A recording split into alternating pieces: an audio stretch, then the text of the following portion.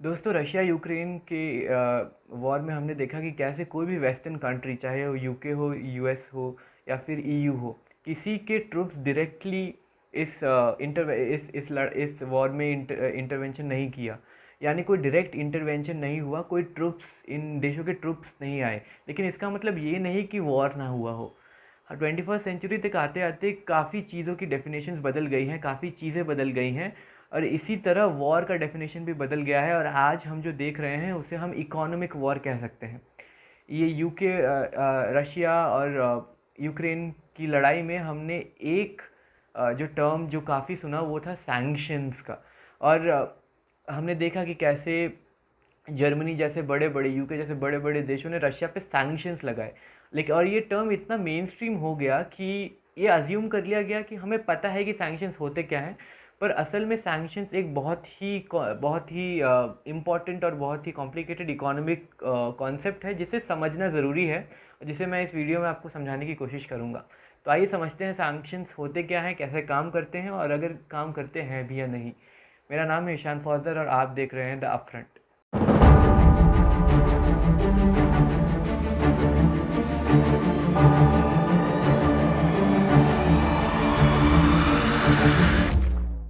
Sanctions को बड़े आसान शब्दों में समझे तो ये एक लिस्ट होती है उन चीज़ों की, या उन इंसानों की, या उन उन लोगों की जो एक देश की सरकार उस देश में बैन करती है। इसका एग्जांपल हम अभी रशिया यूक्रेन के कॉन्फ्लिक्ट में ही देख सकते हैं। कैसे जर्मनी ने रशिया से आने वाले एक पूरे के पूरे गैस लाइन को फ्रीज कर दिया। जर्मनी ने रशिया से आने वाले एक पूरे के पूरे गैस की पाइपलाइन को सीज कर दिया, जिससे क्या हुआ कि रशिया के पास जो गैस एक्सपोर्ट करके जो पैसा आता था वो कम हो गया, और इससे रशिया की इकोनॉमी को नुकसान हुआ। ऐसे ही सैंक्शंस काम करते हैं, और ये है सैंक्शंस का एक एग्जाम्पल। और हमें ये समझना ज़रूरी है कि सैंक्शंस इसीलिए काम करते हैं क्योंकि हमारी जो इकोनॉमी है वो ग्लोबलाइज्ड है। अब ग्लोबलाइज्ड इकोनॉमी का मतलब क्या होता है? ग्लोबलाइज्ड इकोनॉमी का मतलब ये होता है एक ऐसी इकोनॉमी जिसमें दुनिया के सारे मार्केट्स एक दूसरे से इंटरकनेक्टेड हों। मैंने आपको डीजल, पेट्रोल और एलपीजी के वीडियो में समझाया था कि कैसे जब पूरे दुनिया में फ्यूल प्राइसेस फ्लक्चुएट होते हैं तो इंडिया में भी प्राइसेस फ्लक्चुएट होते हैं, एंड वाइस वर्सा। इंडिया अभी जब वीट का एक्सपोर्ट बंद कर रहा है तो पूरे दुनिया में वीट का जो प्राइस है वो ऊपर जा रहा है, बिकॉज डिमांड सप्लाई। और ये इसीलिए हो रहा है because all the markets are interconnected.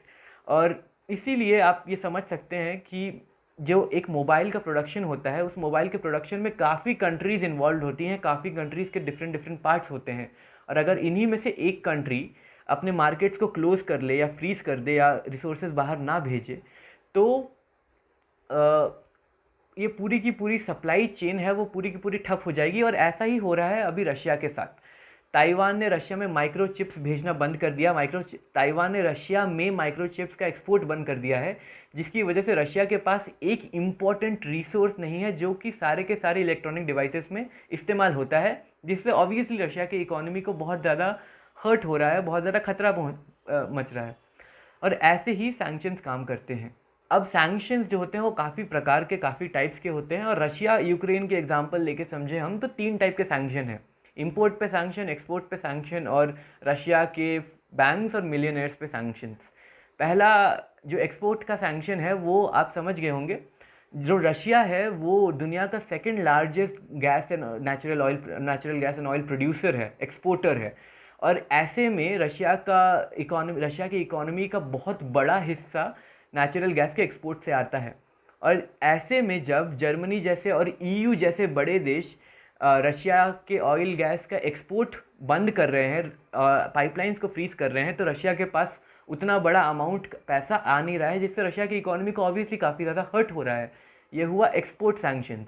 Import sanctions का मतलब, इंपोर्ट सैंक्शंस का एग्जांपल आप ताइवान वाले एग्जांपल में देख चुके हैं कि ईयू जैसे और यूके जैसे कंट्रीज रशिया में इंपॉर्टेंट रिसोर्सेज भेज नहीं रहे, रशिया में इंपॉर्टेंट रिसोर्सेज बेच नहीं रहे, इंपोर्ट नहीं कर रहे, जिसकी वजह से रशिया के इंडस्ट्रीज़ पे प्रेशर पड़ रहा है, क्योंकि इंडस्ट्रीज़ के पास रॉ मटेरियल नहीं है। और अगर इंडस्ट्रीज़ के पास रॉ मटेरियल नहीं होगा, माइक्रोचिप्स नहीं होंगे, तो इंडस्ट्रीज़ रिसोर्सेज कैसे प्रोड्यूस करेगी, प्रोडक्ट्स कैसे प्रोड्यूस करेगी। And because industries are not working, the economy is again getting hurt, and this is how import sanctions work.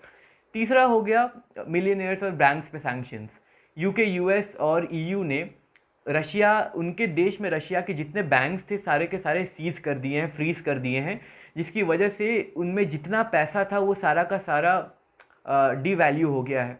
साथ ही साथ रशिया के जितने मिलियनियर्स और बिलियनियर्स के एसेट्स थे और सारे देशों में, उनका पैसा, उनके यार्ड्स, उनके फ्लैट्स, उनकी ज़मीन, सारा का सारा सीज कर लिया गया है, जिसकी वजह से रशिया में ना पैसा आ रहा है ना रशिया से पैसा जा रहा है, जिससे अगेन आपको पता चल ही रहा होगा कि कितना ज़्यादा इम्पैक्ट पड़ रहा है रशिया की इकोनॉमी पर। अब हम ये पूछ सकते हैं कि सैंक्शंस काम करते हैं या नहीं, डिबेट है इस पे।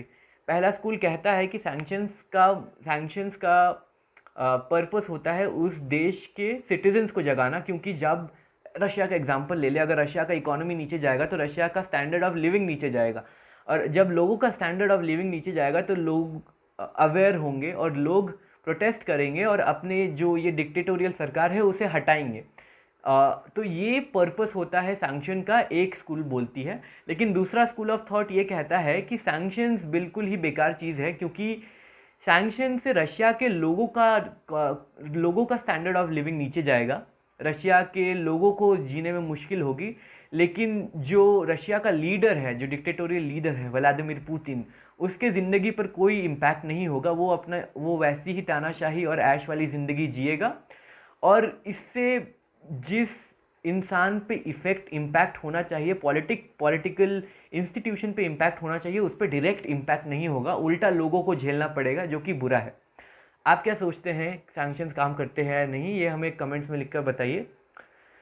आशा है आपको अब समझ आ गया होगा कि सैंक्शंस कैसे काम करते हैं। अगर आप इस वीडियो को पसंद करते हैं तो इसे ज़रूर लाइक करें, सब्सक्राइब बटन को दबाएं और उस बेल आइकन को भी ज़रूर दबाएं, ताकि आपको रेगुलर अपडेट्स मिले जब भी हम कोई नया वीडियो अपलोड करें।